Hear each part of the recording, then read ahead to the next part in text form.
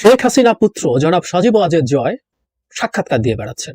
অনেকগুলো সাক্ষাৎকার উনি দিয়েছেন দেখলাম, ভারতের সংবাদ মাধ্যমে, মূলত ইংরেজি কতগুলো সংবাদ মাধ্যমের সাথে যেমন দিয়েছেন, একটা বাংলা মাধ্যমের সাথে উনি কথা বলেছেন, রিপাবলিক বাংলা। এই ইন্টারভিউটা আমি সবাইকে একটু দেখতে বলবো, এবং রিপাবলিক টিভি বাংলাদেশ নিয়ে কি বলছে সেটাও একটু চোখ রাখবেন সবাই। এবং ডয়চে ভেলে বাংলাও জনাব ওয়াজেদ জয়ের একটা ইন্টারভিউ নিয়েছে, ভিডিও আছে, ওটার কন্টেন্টও আপনি পাবেন। অনেক কথা বলেছেন, কিন্তু একটা জায়গা আমি একটু গুরুত্ব দিতে চাই, বিশেষ করে এই ভদ্রলোক যা করছেন, মানে তাতে আমরা ভারতের পরিকল্পনা বুঝতে পারবো। প্রত্যেকটা জায়গায় করেছেন এবং রিপাবলিক বাংলাতে অনেক বেশি করেছেন। সে জায়গায় আসার আগে আরো দু একটা কথা একটু বলতে চাই। উনি ক্ষোভ টোভ দেখিয়েছেন, দু একটা সত্য কথা বলে ফেলেছেন, সেগুলো খুবই ইন্টারেস্টিং। যেমন ক্ষোভ দেখিয়েছেন, মানে তারা রাজনীতিতে আসবেন কিনা, তার মা রাজনীতিতে আসবেন কিনা, তার মা দেশের জন্য এত উন্নতি করেছে, তারপর এই দেশের মানুষ এটা করলো। উনি একটা পর্যায়ে বলছেন বাংলার মানুষ তাকে বের করে দিল, একটা ইন্টারভিউতে এরকম বলছেন। তার মানে এটা সঠিক, তার মানে বাংলার মানুষ, তাদের ভাষা, এটা বাংলা না, বাংলাদেশের মানুষ তাদেরকে বের করে দিয়েছে। এটা ওনার বক্তব্যের মধ্যে দিয়ে বেরিয়ে আসলো যে আসলে এটাই তারা যে ন্যারেটিভ তৈরি করার চেষ্টা করছিল, কিছু জঙ্গি, কিছু অল্প কিছু জামাত শিবির এসব করেছে, না, পুরো দেশ তার বিরুদ্ধে ফুঁসে উঠেছিল। সজীব ওয়াজেদের কথায় এটার একটা ক্লিয়ার ইন্ডিকেশন আছে। কিন্তু অভিমান, দেশের জন্য এত কিছু করেছেন, তার মায়ের মধ্যে আমরা এই জিনিসটা দেখতাম, তার মা খুবই ক্ষুব্ধ, তারপরে উনি করে দিয়েছি, ওনার একটা বিখ্যাত কথা আছে না, উনি এটা করে দিয়েছেন, সেটা করে দিয়েছেন, এবং কি বিশ্রী ভাবে বিদ্যুৎ বন্ধ করে দেই, ওটা বন্ধ করে দেই, সেটা বন্ধ করে দেই, মানে উনি ওনার বাবার টাকা এগুলো করেছেন, এগুলো ওনার বাবার সম্পদ, এগুলো উনি যখন ইচ্ছা তখন বন্ধ করে দিতে পারেন। এইভাবে আমি বলছি, রাজা বাদশারাও এভাবে কথা বলতো না যেভাবে উনি বলতেন।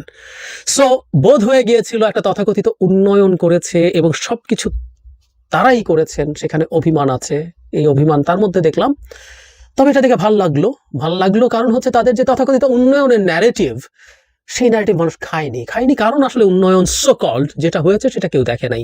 উন্নয়ন কার হয়েছে, কিভাবে হয়েছে, প্রধানমন্ত্রী পিয়ন পর্যন্ত হয়েছে, অন্যদের তো আরো কিছু অলিগার্কের হয়েছে, সরকারি বিভিন্ন চাকরি করা লোকজনের হয়েছে, এটা ট্রু, মানুষ এটা বুঝতে পেরেছে। এবং তার ভাষ্যমতে বাংলার মানুষ তার মাকে খেদায় দিছে, তার ভাষ্যমতে না, তাকে বের করে দিয়েছে বলেছেন। ঠিক আছে, কিন্তু যে জায়গাটা খুব ইম্পর্টেন্ট আমি মনে করি, এবং ভারতীয় মিডিয়াগুলোতে উনি নিজে থেকে বলছেন, আর রিপাবলিক টিভি তো তাকে খোঁচাচ্ছে। রিপাবলিক টিভির প্রশ্ন যদি খেয়াল করেন, তার মোটিভেশনটা বুঝতে পারবেন যে কি বের করতে চান। আর খানিকটা শেখ হাসিনাকে যখন সংবাদ সম্মেলন হতো, মোজাম্মেল বাবু, প্রভাস আমিন ফারজানার উপর কিছু প্রশ্ন করতো না, মানে তারা কি জবাব বের করতে চায়, সেই রকম ভাবে প্রশ্ন করা হচ্ছে।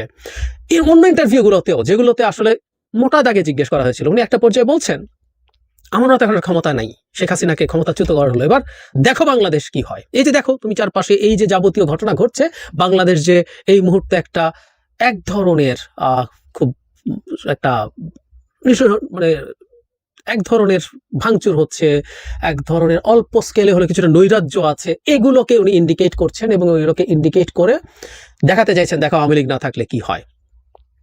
দেখা গেল, এবং আমি সত্যিকার অর্থেই মনে করি জিনিসগুলো আমরা ঠেকাতে পারলে সজীব ওয়াজেদ জয় বা আর কারো পক্ষে এই ন্যারেটিভগুলো দেওয়া কঠিন হতো। এটা যদিও আমি মনে করি এই ধরনের ঘটনার পর এক ধরনের ইনএভিটেবল, কিন্তু তারপরও না, মানে আমরা যদি আগে হয়েছে বলে এটা আমাদের এখানে হবে বা এই স্কেলে হবে, স্কেলটা আমরা, ইন্টেন্সিটিটা আমরা সম্ভবত কমাতে পারতাম। এখানে আমাদের একটা ফেইলিয়ার আছে, উনি এটাকে আনছেন। কিন্তু যেটা জরুরি কথা, উনি বলছেন বাংলাদেশ পাকিস্তান হয়ে যাবে।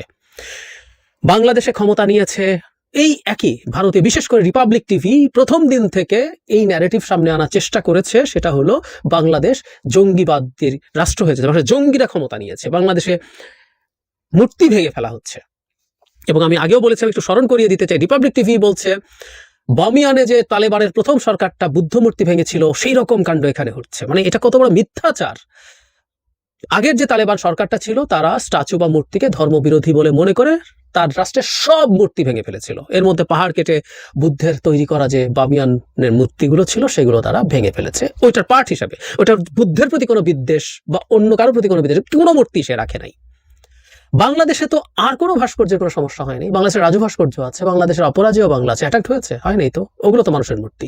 ভাঙা হয়েছে মুজিবের মূর্তি আসলে শেখ মুজিবকে সামনে রেখে সেই শেখ হাসিনা তার স্বৈরাচারকে, তার ফ্যাসিজমকে জায়েজ করার চেষ্টা করেছে বলে এটা সিম্বলে পরিণত হয়েছে। সুতরাং ওইটা কিংবা গণভবন ভ্যান্ডালাইজ করা, এগুলো সবগুলো তো আসলে সেটার সিম্বল হিসাবে হয়েছে। শ্রীলঙ্কায় যখন গণভবন তার প্রেসিডেন্ট রাজাপাকসের যখন ঘটনা ঘটলো তখন তার যে ছিল প্রাসাদ ছিল সেটার মধ্যে তো একই রকম ঘটনা ঘটেছে, তখন তো তারা বলেনি যে ওখানে জঙ্গি আক্রমণ হয়েছে। সজীব ওয়াজেদ জয় এই কথাটাকে খুব সিরিয়াসলি বলার চেষ্টা করছেন, শাউট করছেন, এবং ভারতীয় মিডিয়াতে আমি ধারণা করি যে তারা কেউ কেউ বলছেন তার সাথে সজীব ওয়াজেদ জয়কে একত্র করে তারা একটা ন্যারেটিভ তৈরি করার চেষ্টা করতে পারেন। এবং কিছু হিন্দু বাড়িতে, কিছু মন্দিরে হামলা চেষ্টা হয়েছে, বাড়িতে হামলা হয়েছে কিছু কিছু জায়গায়, হতেই পারে যে এগুলো তার আওয়ামী লীগ হিসাবে অ্যাটাকের শিকার হয়েছে, হতেই পারে এটা ঠিক কমিউনাল না, হতে পারে, কারণ হচ্ছে প্রচুর হিন্দু আওয়ামী লীগ করে, আওয়ামী লীগের তো মুসলমানদের বাড়িতে বা মুসলমানদের ওপরে হামলা হয়েছে যারা হিন্দু, মানে যারা আওয়ামী লীগ করে, কিন্তু এটাকে ওই রকম সজীব ওয়াজেদ জয় করছেন। এমনকি ভারতের সরকারের দিক থেকে এসছে, সরকারকে নিয়ে আমি কথা বলবো আলাদাভাবে। অথচ আমাদের এখানেই মন্দির পাহারা দেওয়ার জন্য মুসলমানরা, এবং বিশেষ করে যাদেরকে ট্যাগ লাগানোর চেষ্টা করা হচ্ছে, কওমির ছাত্র শিবির, এরা কিন্তু মন্দির পাহারা দেওয়ার চেষ্টা করেছে, সিরিয়াসলি চেষ্টা করেছে, দিয়েছে, আমরা দেখেছি, তারা এরকম প্রচুর ছবি আছে। সো এই ন্যারেটিভটা তারা তৈরি করতে যাচ্ছে এবং সজীব ওয়াজেদ জয় এটা সাহায্য করছেন বলে মনে হলো। আমাদের এই ব্যাপারগুলো নিয়ে একটু সতর্ক থাকা দরকার আছে, কারণ বাংলাদেশ এখনো খুব স্টেবল অবস্থায় আসে নাই, আমাদের বিপদ পুরো কেটে গেছে, আমরা বলতে পারি না, সেই পরিস্থিতিতে আমাদের একটু সজাগ থাকা দরকার আছে। সজীব ওয়াজেদ জয়কে তার দল ভবিষ্যতে কি হবে, তার পরিবার কি করবে, কেউ দায়িত্ব নেবে কিনা, খুব মজার ব্যাপার, আমি জানি না। এই ভদ্রলোক তো বহুদিন দেশে টেসে এসছেন, ও তারও খুব ক্ষোভ আছে, উনি একটা টাকা না নিয়েও উনি ডিজিটাল উপদেষ্টা, ডিজিটাল বিষয়ক নাকি কি একটা উপদেষ্টা ছিলেন, আইটি উপদেষ্টা ছিলেন, সেটা হিসেবে বাংলাদেশকে ডিজিটালাইজ করে দিয়েছেন, ডিজিটাল বাংলাদেশ করে দিয়েছেন। মানে সারা পৃথিবীতে বাংলাদেশ এই ক্ষেত্রে সবচেয়ে মানে থার্ড ক্লাস, মানে সাবসাহারান আফ্রিকা বিভিন্ন দিক থেকে যারা অনেক নিচুতে আছে তাদের পর্যায়ে বাংলাদেশ পড়ে আছে, কারণ যদি নিচে পড়ে আছে, এই সাউথ এশিয়াতে সবার নিচে পড়ে আছে। পাকিস্তান যাকে গালিগালাজ করে, তার এই স্মার্টফোন ইউজ, তার ইন্টারনেট স্পিড, যে কোনো কিছুতে তারা বাংলাদেশে যেতে বেটার, অথচ উনি এইগুলো বলছেন। ক্ষোভ আছে, জনগণ মানলো না, তাদেরকে শেষ পর্যন্ত পালাতে হয়েছে, কারণ সবাই গণভবনের দিকে আসছে। কিন্তু একটা পর্যায়ে ওনাকে জিজ্ঞেস করা হয়েছিল এই দলের ভবিষ্যৎ কি, খুবই মজার ব্যাপার, উনি কত জানেন জানি না, বা তার মায়ের পরিকল্পনা কি সেটাও জানি না, মানে এই দল এখন কি হবে না হবে উনি বলতে পারেন না, এবং ওনারা এট অল বদার্ড না। উনি বলছেন আমরা দীর্ঘদিন থেকে আমরা সবাই বাইরে এস্টাবলিশড আছি, আমরা এখানেই কমফোর্টেবল, আমরা ওইরকম কোনো পরিকল্পনা করছি না। সুতরাং আওয়ামী লীগের জন্য যেটা বলার কথা আর কি, আপনাদের দলকে নিয়ে যদি আপনাদের আরো কোনো চিন্তা টিন্তা থাকে, শেখ হাসিনা তা বা মুজিব পরিবারের যে কেউকে বাদ দিয়ে এই পরিকল্পনাগুলো করেন। এমনিতেই তারা আসুক না আসুক, তাদেরকে আপনাদের বাদ দেওয়া উচিত, কারণ মুজিবের 2 মেয়ে পালিয়েছেন আপনাদেরকে ছেড়ে। আপনাদের দল যদি থেকে থাকে, মনে করেন দলকে নিয়ে যদি স্বপ্ন দেখেন, এই পরিবারকে বাদ দিয়ে কোনো একটা ভিন্ন কিছু করার চেষ্টা করেন, এবং জয়ও এই দায়িত্ব, এমনকি পালিয়ে আসাটাকেও তিনি এন্ডোর্স করার চেষ্টা করছেন। এবং আমরা জানি শেখ হাসিনার মতো চরম প্যাথোলজিক্যাল লায়ার, উনিও নানান রকম যুক্তি টুক্তি দিতে চেষ্টা করবেন, অথচ উনি থাকতে পারতেন, তার বোন থাকতে পারতেন, তাহলে তার দলে এই অবস্থা হয়তো হতো না। সুতরাং সজীব ওয়াজেদ জয়ের ইন্টারভিউ থেকে এই মেসেজটাও আমার কাছে খুব পরিষ্কার, এই পরিবারকে বাদ দিয়ে তাদের চিন্তা করতে হবে। আওয়ামী লীগ যদি কিছু থেকে থাকে এবং কেউ যদি মনে করেন এটাকে আবার দল হিসাবে আনবেন।